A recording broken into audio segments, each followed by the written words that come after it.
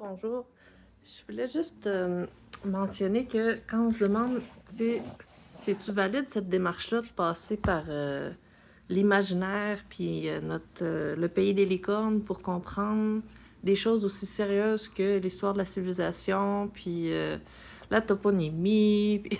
Ben oui, parce que même dans ces livres-là, en tout cas, dans les livres que j'ai, là, je remarque qu'ils font toujours allusion aux trois yeux tout de suite en partant dans les livres. Puis ici, celui-là est en anglais, Story of Civilization. Puis 1938, c'est vieux comme livre. Silver. Silver, ça a rapport avec l'argent. L'argent, c'est les gens. C'est l'or des gens. Forward, fait que tu sais, un genre de préface. Puis là, j'ai souligné cette partie-là qui est dans le fond la clé du livre, tant qu'à moi. C'est que, tu sais, ça nous dit que l'histoire, même si ça semble pas important, c'est important. Puis ça sert à de quoi, même si ça n'a pas l'air à servir de quoi dans les médias.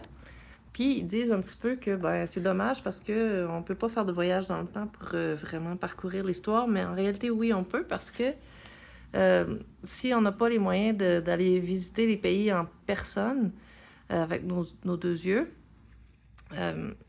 Si malheureusement on n'a pas le loisir de faire ça, on peut lire l'histoire dans les livres comme celui-là et ainsi voir l'histoire à travers un mind's eye, fait que le troisième œil, l'imaginaire.